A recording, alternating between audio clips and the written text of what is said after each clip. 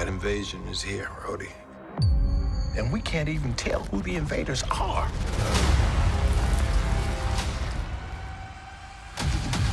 Hello, my name's Tommy and I am delighted to welcome you to Podcast Assemble. If you're a Marvel Cinematic Universe fan, you've likely already gotten into the Secret Invasion series on Disney+. However, if, like many of us, you simply haven't gotten around to it, with the gluttony of content out there in cinemas, along with on streaming, or even the most recent entries in the MCU have perhaps turned you off. I'm sorry, what? I mean, we can only watch Endgame so many times. Am I right? Well, it's bloody hard to know what should get your valuable attention. So I created this series where I watch the first episode of a thing, so you don't have to. Based somewhat loosely at this point off the initial impression, I tell you if you should watch it or not. That's it. It's that simple. Reductive statements aside, Secret Invasion sets up a spy thriller show set in the world of superheroes, following the events of Captain Marvel. The Carol Danvers-focused movie introduced us to the Skrulls, a shape-shifting humanoid alien species who have been searching for a new planet to call home, and coincidentally, really like Earth. The Marvel Cinematic Universe loves to throw us a curveball from the established lore of the comics, which it's so loosely based on, and the Skrull twist was no different. So, with that in mind, I watched the first episode of Marvel's Secret Invasion. Let's talk about if you should too. Now, this is a non-spoiler review for the show, but expect full spoilers for the MCU to this point. So what happens?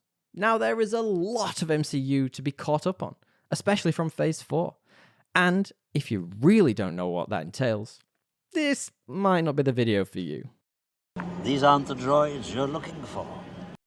I've broken down in one of my previous videos the sheer number of hours that has gone into Phase 4.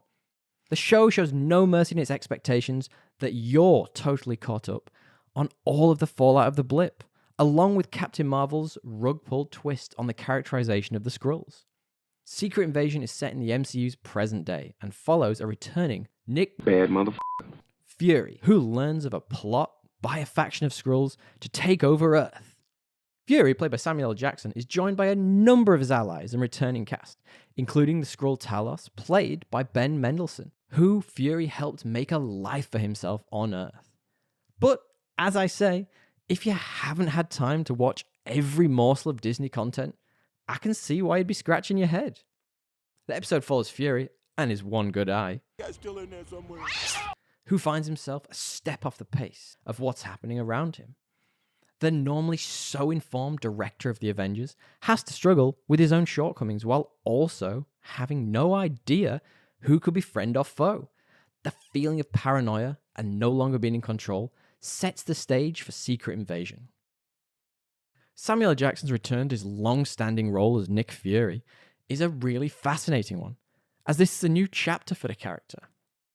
Seeing as his job is to know everything, this series presents him with a road less travelled, and one which makes for interesting viewing. Change is at the heart of the very first episode of this series, and Fury's on-screen chemistry with allies Talos and Maria Hill, played by Kobe Smulders, has changed in step. Fury's disappearance in the blip and afterwards has resulted in tensions running high, and the smaller, more intimate feel of the spy setting creates a claustrophobia which heightens the tension. We're also introduced to Olivia Colman's Sonya Falsworth, great name by the way, who is an MI6 agent and new introduction to the world. Coleman's cold, relaxed demeanor is hiding a quite menacing will to do anything to get the job done. She's great alongside Kobe Smulders, who is at her best in the episode, but is ultimately given too little to do. We're also introduced to the villain of the piece, Gravik, played by Kingsley Ben-Air. Much like the broader MCU throughout Phase 4, the villain is one of the New Guard, who are an interesting reflection of some born after a certain generation who see the opportunities in front of them are perhaps not being afforded the same way they had to prior generations. Art mirroring life. Who would have thought? The show plays on real-world, generational, and ethnical biases, introducing a cosmic twist to their exploration, in a not dissimilar way to District 9. There are only two things I can't stand in this world.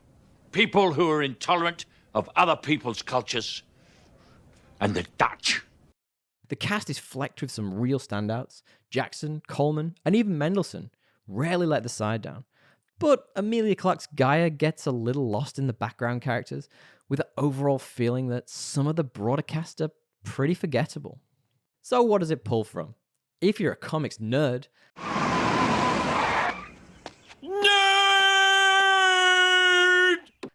and are expecting a blow-by-blow retelling of the exceptional Brian Michael Bendis' run, you're likely out of luck. The first episode of the show appears to be setting up a story on a much smaller scale, where similarly to the story of the comics, the TV show is following a long-term invasion of Earth by the Skrulls.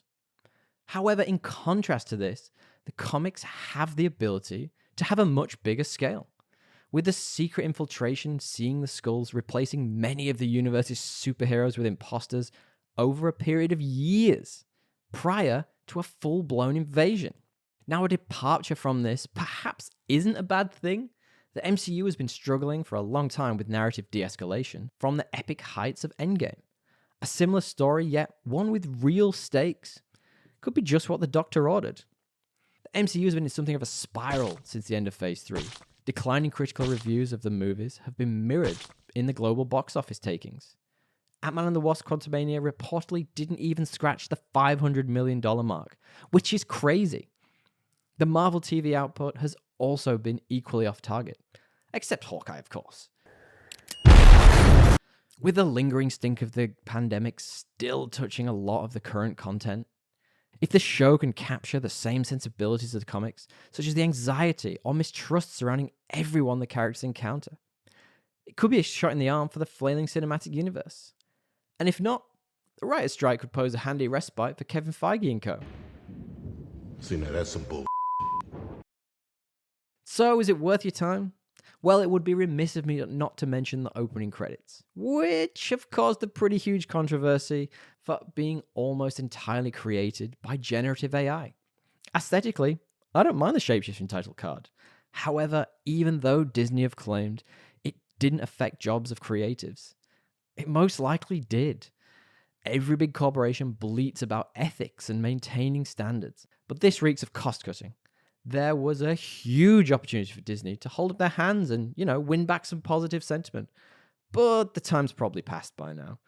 Just pay people, guys. Your bottom line is not going to be affected that much. That being said, I am still a huge fan of Marvel and the MCU. Though the show has received a middling critical reception, I'm excited to see where Secret Invasion goes. Set with a similar vibe to my favorite movie from the franchise, The Winter Soldier, the core cast is still some of the very best the MCU has to offer. However, Disney's track record to date with Marvel TV output has been more hit than miss. I'd even go as far as saying it parallels some of the lows of the Star Wars TV shows. Disney really need a hit with this one. So here's to hoping we don't get a boring couple of middle episodes before a big scrap at the end, which is inevitably a CGI mess. But should you, yes you, watch it? Yeah, totally. The edgy paranoia and sense that anyone could be a Skrull in any scene is very captivating. And if that isn't enough for you, Nick Fury's return will surely keep you interested for the 6-episode show. Even if he does turn out to be a Skrull all along. But what we want to know is, what do you think? Have you fallen off the MCU? And are you looking for a way to jump back on? Do you think the show will have the same pitfalls as the broader Marvel TV output? Let us know in the comments below. And while you're there, feel free to drop us a like, share, and subscribe. Linked below is our website, www.podcastassemble.com, where you can find our podcast, Podcast Assemble, and lots more. Why not join us for more geek content? Thanks for popping by, guys. Tally ho!